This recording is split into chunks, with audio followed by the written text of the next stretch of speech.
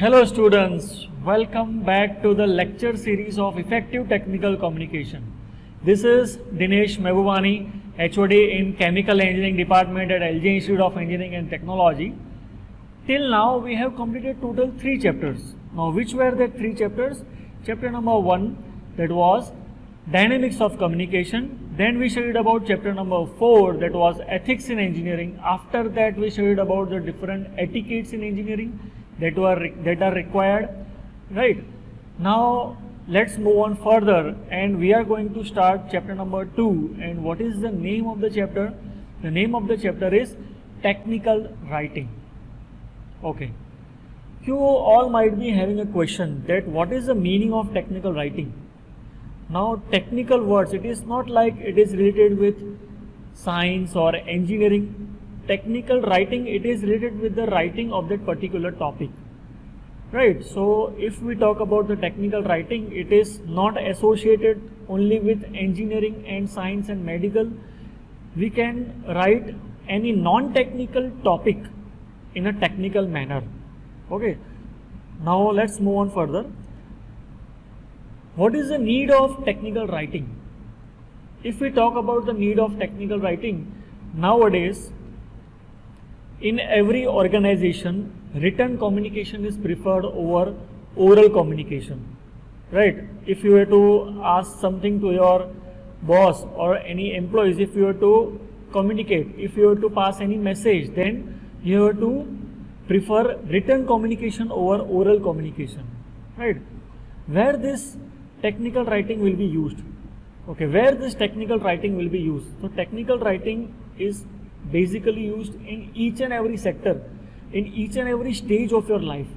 If you are a student in engineering, this technical writing will be useful in writing reports, okay, in writing design engineering reports, in writing the project reports that you are going to study in 7th and 8th SEM. For all purposes, technical writing is important, right? Then business letters, proposals, technical reports, emails, if you want to write blogs, these are some of the examples of technical writing. So in each and every stage of the life, the technical writing is definitely going to be important for you. For example, if you want to write a letter of recommendation for your friend, then again a technical writing is required. If you want to write any application, any resume, right? So all these things are covered in the technical writing. Okay, now every written communication has specific content, format and audience. It is not like that technical writing is for particular purpose only, for a single purpose only. So the format of each and every report, each and every letter, each and every document is different. Okay, the contents are different, the formats are different, and as well as we can say the audience is also different, right? Okay, see, before starting technical writing, we have to first of all study about the 5 different C's of written communication. 5 different C's of written communication. See, if you want to write a report, an application or letter or business proposal, for each and everything, these 5 things we have to keep in mind. Let us study one by one. Which are these 5 things? Okay, the first thing is clarity. If you are writing anything, right, if you are writing in technical manner, so first of all you have to make sure that your contents are clear. See, whenever you are writing any content, what you have to keep in mind, the topic should be clear. If there are many things to be covered in that, you have to divide the whole content into topics and subtopics. What will happen with this? With the help of this, you can make the content easy, make the topic clear, right?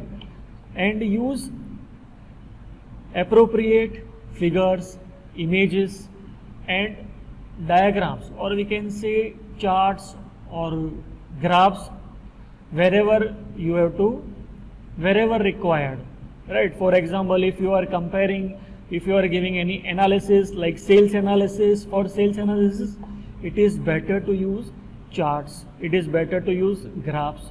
So with the help of this, you can make the contents more interesting and more clear. Fine. Okay, next one is completeness. See, it is said that half knowledge is always dangerous. Your content, whatever you are writing, should be complete. Okay, you have to completely explain what you are trying to say.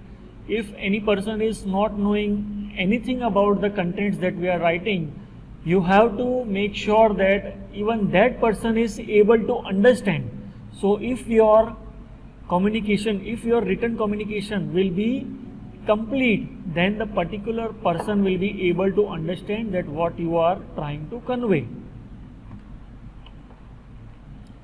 Okay, next one is conciseness. Now, what is the meaning of conciseness? Conciseness means we have to use only important data. We have to remove the irrelevant data that is not important. What will happen otherwise? Sometimes if the contents are very large, if you are not writing the contents precisely, concisely, then what happens? Something that is not important, that is included in the topic. So what will happen? The people will show lack of interest in reading that content. So we have to make sure that we have to use only relevant information, only important data is to be covered, and due to this we can highlight the main topics, we can highlight the important topics, and it will save the time of the reader, right? Okay. After that, consistency. Now, what is the meaning of consistency? If I am writing any report, let's say if I am writing any report, so the consistency is to be maintained. Now, what is the meaning of consistency? If you are using, for example, if you are using the fonts, like if you are using Times New Roman, then in each and every slide, in each and every presentation, the font should be Times New Roman. Okay, so at proper places you have to use the fonts, the uniformity should be there. If you are using an image before the contents, so the image should be at the same position. So what will create, due to this, it will create a good impression of yours, and the reader will be able to understand the contents of the report or anything that you are writing. Okay, for example, you are using margins, then margin for each and every slide should be same. Using tables, then for tables also you have to take care that the position of the table is correct. Then if you are using another table in the next slide, then you have to take care that the table is placed at the same position. So if you will maintain uniformity in the whole presentation, then the contents will look good and clear. So consistency is to be maintained. For example, for any analysis you are using graph for the first slide, for all the slides you have to use graph only. Okay. Now next is correctness. See, whatever you are writing or whatever you are communicating, it should be correct. You have to check the authenticity of that particular topic. The information that is to be written should be verified first. Before verification, do not write anything. Then use proper grammar. Grammatical mistakes should not be there. You have to use annotations. You have to also use the punctuation at the correct places. So if you will follow these type of 5 different C's, once again let us repeat: clarity, completeness, conciseness, consistency and correctness. If these C's are chosen and written properly, if these C's are maintained and used properly, then our content will be effective. Okay, so this was about 5 C's of written communication. Okay, let us start the first topic, report writing. Now, what is the meaning of report? Now, report, what is a report? A report is a systematic and well organized document that is used to analyze a problem or any subject. Now, this is the definition of report writing, right? See, definition is little bit difficult to remember, but in simple words, if you want to write anything in a systematic manner, okay, then we have to write in the form of report. Which are the different types of reports? The different types of reports are academic report, then sales report, project report, medical report and so on.